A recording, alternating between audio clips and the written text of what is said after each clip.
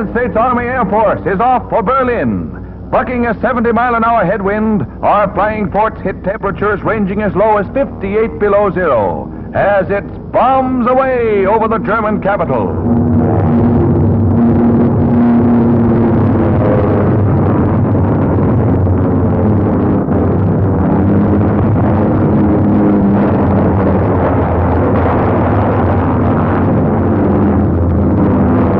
One of our motors is shot out as we head for home after this big raid that cost us 14 bombers.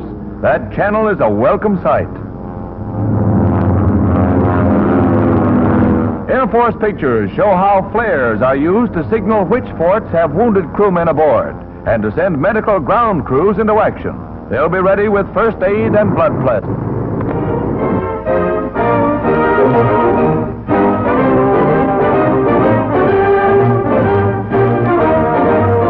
The first American flag to fly over Berlin. Heroes of the 8th Air Force. They tell of their first daylight raid. I'd like to introduce the pilot of the crew on this lead ship, Lieutenant Brown. Brownie? Colonel, I was glad that I was along with him. I don't care about too many of them like that. Fine. Sergeant, you were flying as waist gunner in the sack robbers. Well, Colonel, all I got to say was my birthday that day, and it was a hell of a place to celebrate a birthday, but it was well worth it to be the first one to go over to Berlin. Well, boys, how would you like to go over again?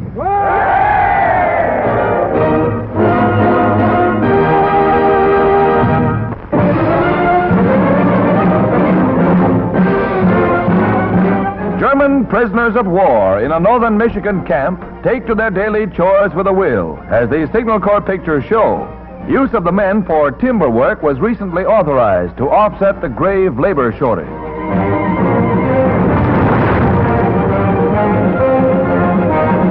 Many of these men are expert shoemakers. Prisoners receive 80 cents a day. They may save it or spend it at the prison canteen. Meals equivalent to those of the Army are served and apparently enjoyed. There is no boredom here. This is imprisonment in humane America.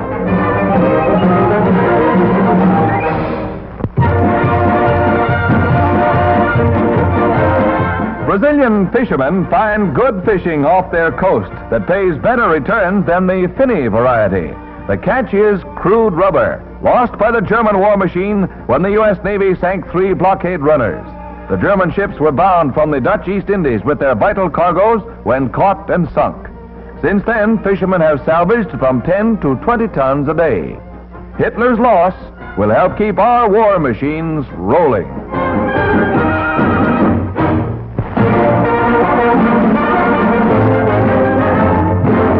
At an airport somewhere in the Caribbean, a huge U.S. transport brings in Eleanor Roosevelt. Signal Corps pictures show her stopping off here on one of her many trips. The Caribbean is important in America's defensive pattern, and Mrs. Roosevelt, with General Shedd, reviews the troops that are the bulwark of our far-flung defenses to the south.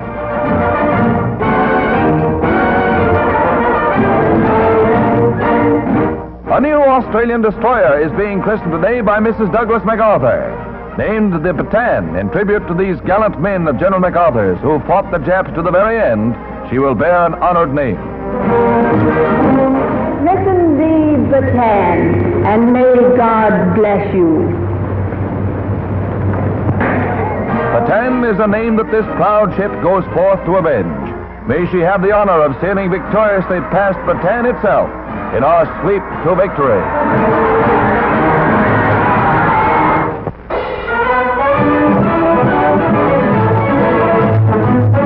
A task force raids the Saipan-Tinian Islands in the Marianas Group. Jap planes attack.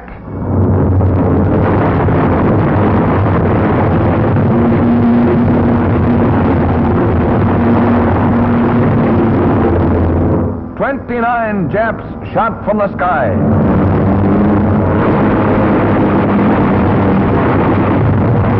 Altogether, including those wrecked on the ground, we accounted for 135 Jap planes. In addition, 2 enemy cargo ships were sunk and 9 others damaged. We lost only 6 planes. Not one of our ships was sunk. These are official Navy pictures.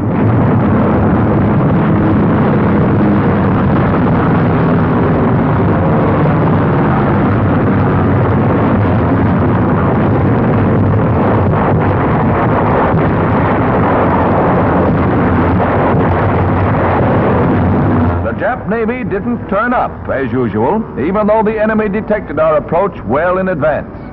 Navy Secretary Knox said this raid in the one on Truk proved our mastery of the Pacific.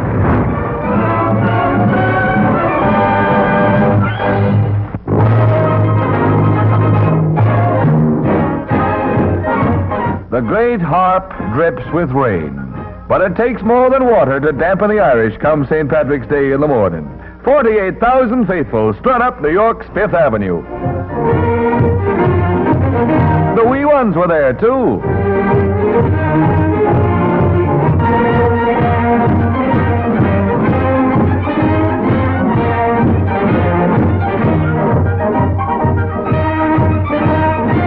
Mayor LaGuardia was invited.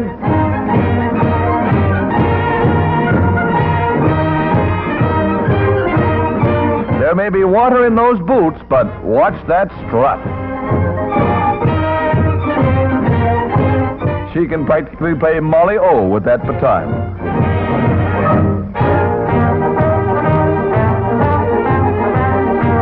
Sure, and it's a long parade with many of the fighting Irish missing. Today they're fighting on nearly every Allied front.